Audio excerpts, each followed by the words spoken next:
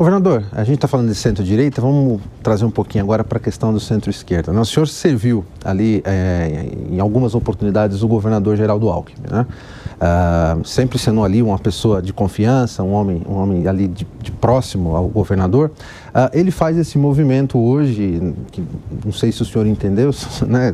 Muita gente ficou ali surpreso com esse movimento.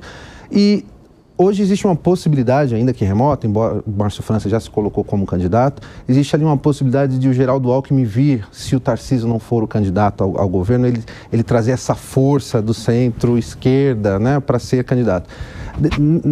Nessa conjuntura, o senhor apoiaria o Geraldo Alckmin mais uma vez ou não se conversa mais sobre esse apoio? Não se fala mais disso. O Alckmin, que é uma pessoa que eu respeito, fui secretário dele durante um bom tempo, né, tomou uma decisão, né, de sair da sua história política.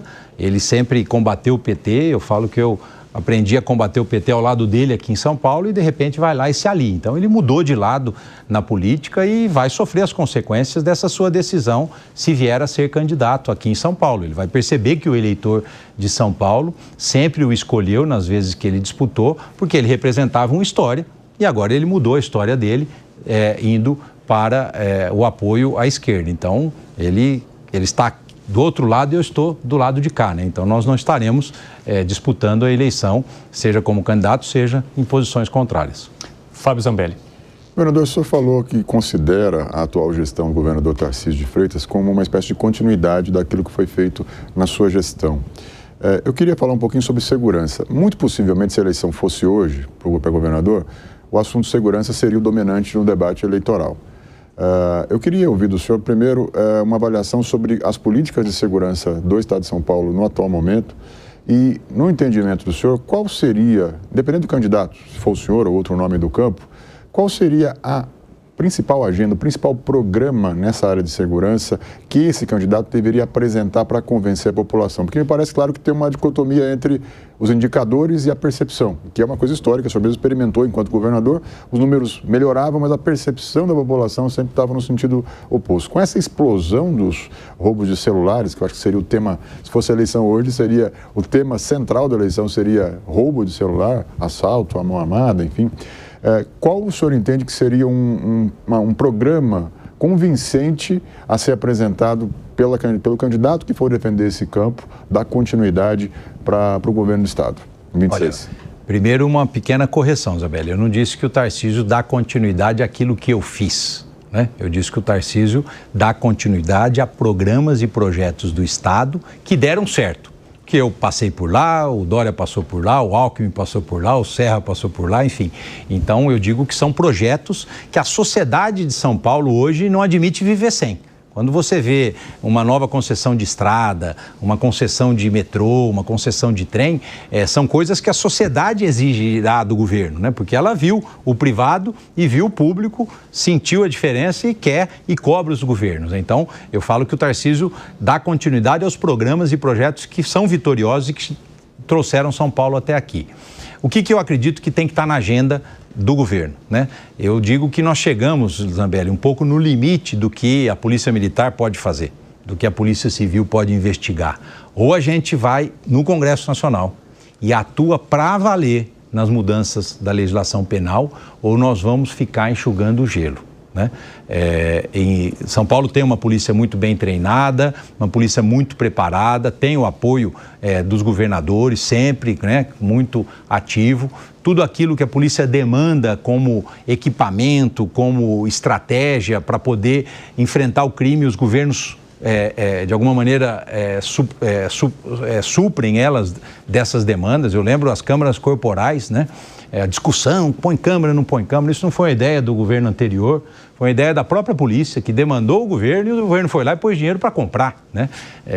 E assim como vários outros exemplos. Então, a polícia está cumprindo o seu papel, né? Nós estamos num grande contingente, é difícil você aumentar o contingente da Polícia Militar em São Paulo, até por uma questão da LRF, dos limites que a gente tem na folha de pagamento. Então, você precisa atuar na legislação federal, para valer, né? Essa coisa da audiência de custódia que lá atrás eu e muita gente defendeu como talvez uma solução, está sendo hoje um problema na segurança pública. Isso desmotiva o policial que prende 5, 10, 15 vezes a mesma pessoa. E um trabalho muito forte de investigação e de combate ao crime federal. Né?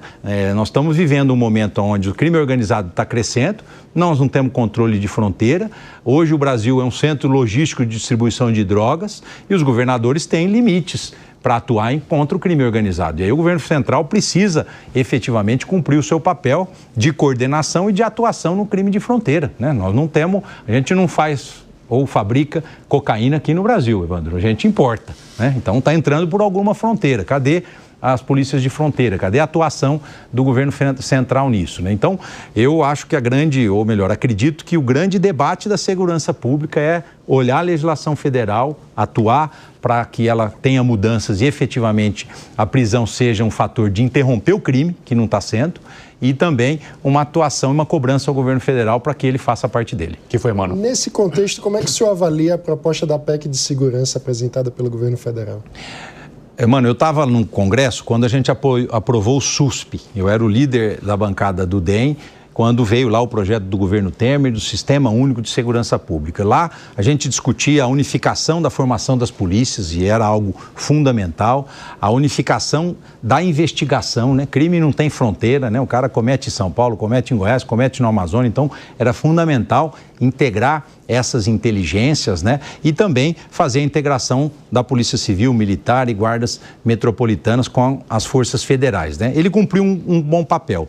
Quando eu olhei a PEC o projeto enviado pelo ministro Lewandowski, primeiro a gente tem que reconhecer que é uma boa iniciativa. Olha, o governo federal não está tirando o corpo dele, dizendo isso não é comigo, fale com os governadores. Ele está tentando dizer, olha, eu estou aqui e quero participar. A partir daí, quer dizer, cumprimento a iniciativa, mas muito cuidado no conteúdo, porque quem entende de segurança pública é polícia estadual, é governo estadual e, portanto, nós precisamos ver os detalhes que estão lá inclusos no projeto. Eu li rapidamente, cumprimento pela iniciativa, mas tem que preservar a força dos governos estaduais no sistema de segurança pública. Agora, governador, a gente falou sobre a prisão de um dos líderes, né, do PCC, facção que atua aqui no estado de São Paulo, e o ministro da Justiça e Segurança Pública até ressaltou a importância, então, de se levar em frente essa proposta, exatamente porque essa prisão contou com a colaboração das polícias.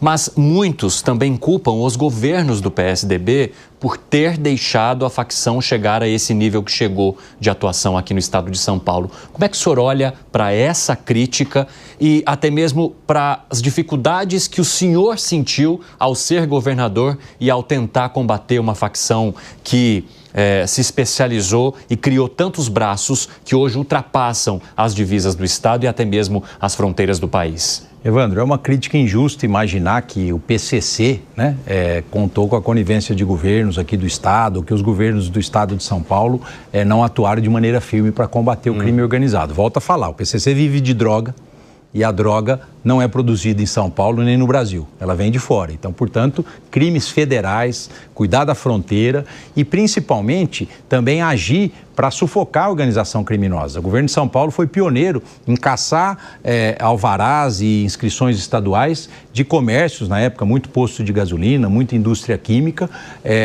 de supostos laranjas e testas de ferro do crime organizado.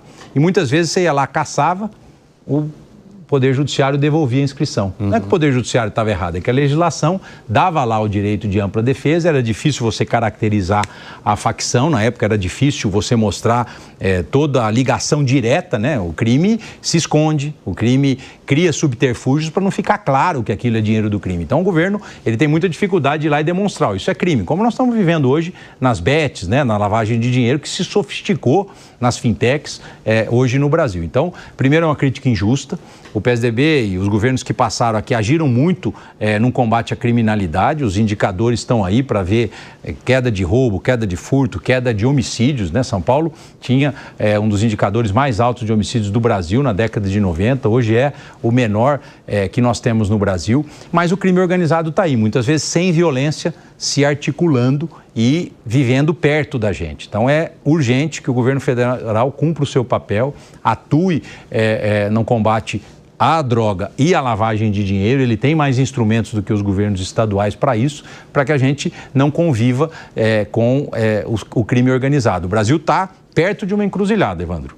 E se a gente não tomar atitudes agora, nós podemos virar aí um México, como a gente usa como exemplo, onde o tráfico de drogas está muito perto do poder público e da sociedade.